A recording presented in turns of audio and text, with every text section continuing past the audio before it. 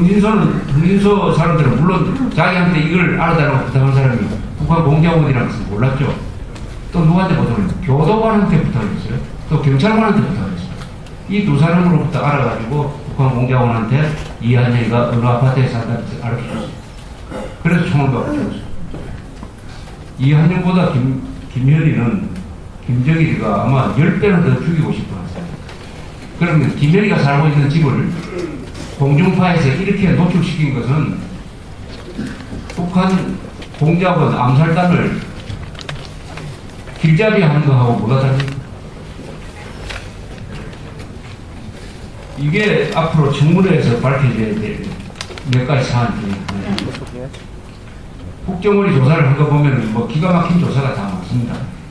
아무 쓸데없는 아까 처음부터 제가 말씀드렸죠. 이 김현희 사건은, 이 테러 사건은 가장 확실하게 밝혀진 사건이에요. 세계 테러 사상. 따라서 더 조사할 게 없었습니다. 그런데 하도 의문을 많이 제기를 하니까 이것도 조사하고 저것도 조사하고 소설에서 제기한 의문까지 조사를 하고, 조사관으로는 또 국정원에서 누굴 채용하느냐 하면 그런 거짓말 의혹을 제일 많이 제기한 그 사람을 또 조사관으로 채용했어요. 막대한 예산을 썼습니다. 막대한 예산.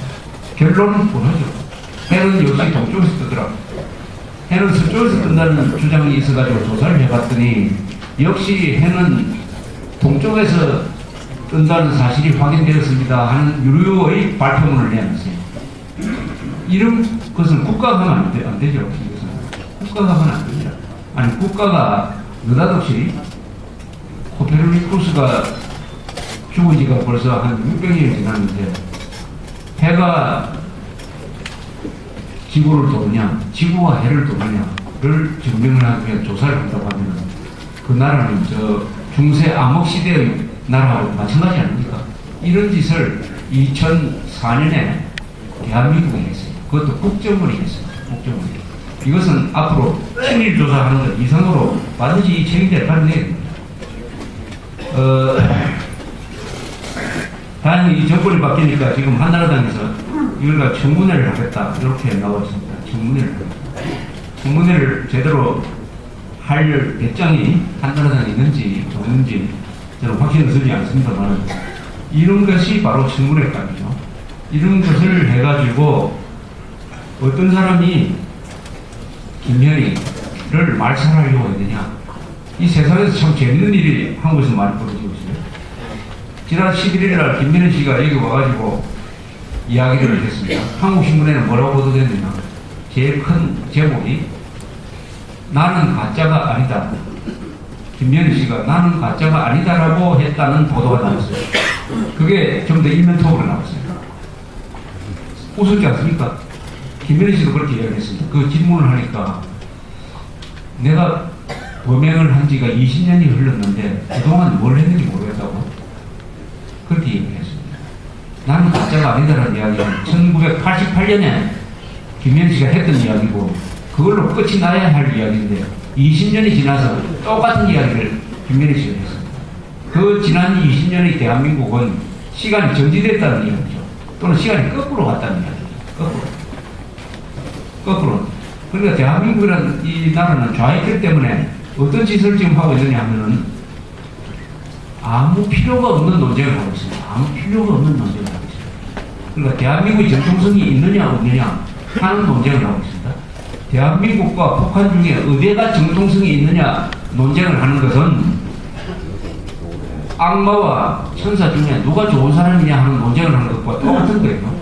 이런 논쟁을 20년 동안 해왔다는 이야기죠. 김현희 씨의 그 말이 품은 뜻은 그러니까 20년 동안 한국 사람들이 조금 더 고상한 주제를 가지고 이야기를 해도 되는데 하나만 이야기 가지고 했다. 해가 동쪽에서 뜨느냐 서쪽에서 뜨느냐를 가지고 국가적으로 논쟁을 하는 나라는 그런 나라가 발전할 수 있습니까? 좌파들이 있었기 때문에 이런 이야기를 했다. 그게 가장 저는 김현희 씨의 그 인터뷰에서 그날 인터뷰에서 나온 가장 비극적인 이야기라는 생각이 들었어요. 20년 동안 뭘 했느냐? 한국 사회에서 20년 동안 뭘 했느냐? 이런 것이었습니다. 지난 20년 동안에 대한민국이 민주화를 했다고 이야기합니다. 민주화를 했죠.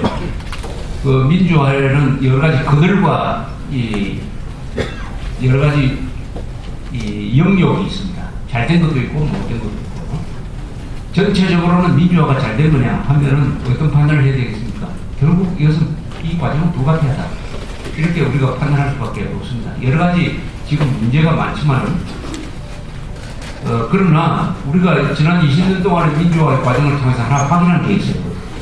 그 사회가 국민들의 교양이 있고 법을 잘 지키고 하는 이런 사회가 된 다음에 민주화를 하는 것과 그런 국민 교양이 갖춰지지 않는 상태에서 민주화를 하는 것의 차이가 뭐냐? 국민들이 교양이 부족하고 아직도 잘 속고 하는 데서 민주화를 하면은 그 민주화는 누구를 위한 민주화가 되냐면 사기꾼의 민주화가 되고 반역자의 민주화가 되고 부패한 자의 민주화가 됩니다. 즉 민주주의를 반역자들이 이용하고 민주주의를 돈벌이 좋아하는 사람이 이용하고 민주주의를 사기꾼들이 이용을 해가지고 민주주의를 하나의 도구로 만든다. 오늘 그것을 우리 신문만 보면 매일 그런 게 나오고 있습니다. 구속되는 사람들은 돈 받아가지고 구속되는 사람도 민주화 운동했다고 그러고 불을 지르는 사람도 민주화 운동했다고 그러고 김대중이처럼 국민을 속여가지고 북한에 5억 달러 갖다 준 사람도 민주주의를 했다고. 민주주의가 완전히 자 이것을 어떻게 해결할 거냐 하는 것이 바로 오늘날 대한민국의 현재의 고민거리입니다. 어떻게 하면은 민주주의에 의해서 건전한 국민들이 농락되지 않을 것이냐, 어떻게 하면 그런 걸 만들 것이냐 하는 그 고민 속에 바로 4.19와 5.16이 있는 것입니다. 이 4.19와 5.16이라는 것은 이 부산하고 관계가 많죠.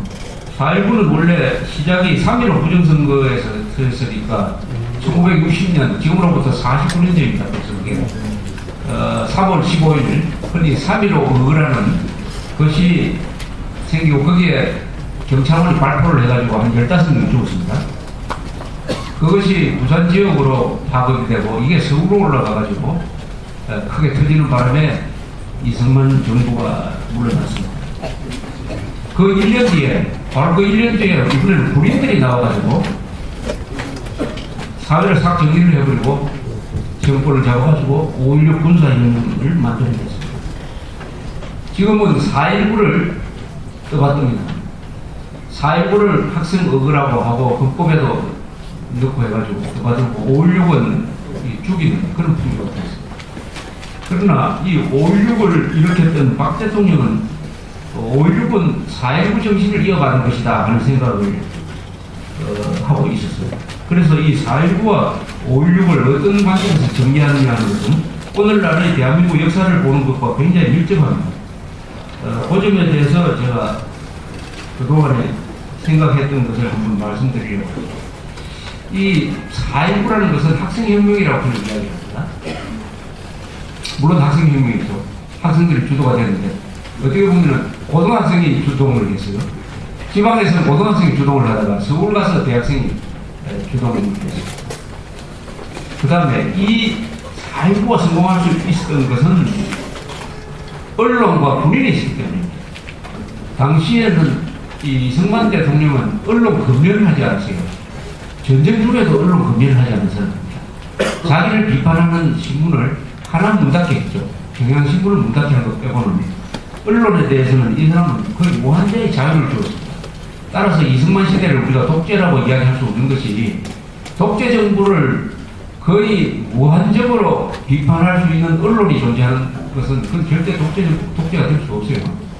어느 정도 자유를 주느냐면 3.15 부정선거가 나고 3.15에서 마산에서 막 발포도 하고 시위를 할 때에 바로 이 부산일보 그때는 부산 역 앞에 있었습니다. 거기에 부산 문화방송이라는 게 있었어요. 이 지금 MBC의 원조죠.